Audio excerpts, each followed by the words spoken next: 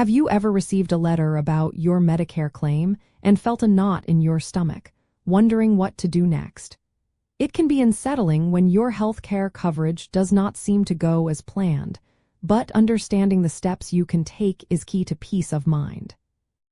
When a Medicare claim is not paid, it falls into one of two categories: rejected or denied.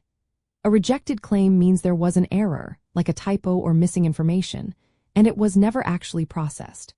These can often be quickly corrected and resubmitted by your provider. A denied claim, however, means Medicare reviewed your claim and decided not to pay for the service or item, often because they determined it was not medically necessary or not covered. This is where the formal appeal process begins. The core mechanism behind a denied claim is that Medicare or your Medicare Advantage plan has determined the service does not meet their coverage criteria. This could be due to a specific rule for that service, a misunderstanding of your medical need, or an error in how your claim was processed. The good news is that you have the right to appeal these decisions. This right ensures fairness and provides a pathway for you to present your case, backed by your medical records and physicians' input, directly to the decision makers. So, how do you navigate this process? For rejected claims, your healthcare provider is usually your first and best resource. They can often fix the error and resubmit the claim without you needing to do much. For denied claims, the process involves several levels. First, you will receive an appeal notice explaining why the claim was denied and how to file a redetermination.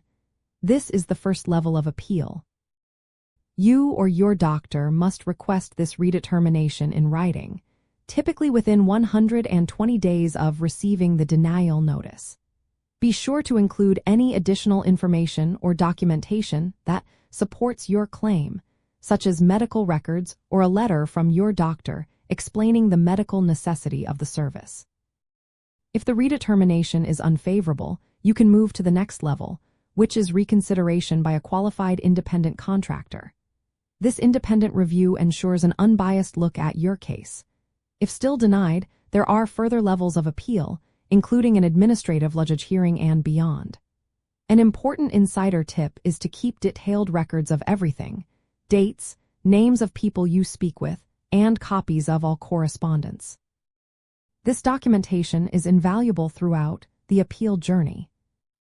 Navigating rejected or denied Medicare claims can feel overwhelming, but remember, you have clear steps and rights to challenge these decisions. By understanding the difference between a rejection and a denial, promptly working with your provider for rejections, and carefully following the appeal levels for denials, you are actively advocating for your healthcare coverage. This proactive approach ensures your voice is heard and helps secure the benefits you are entitled to, allowing you to focus more on your health and less on administrative worries.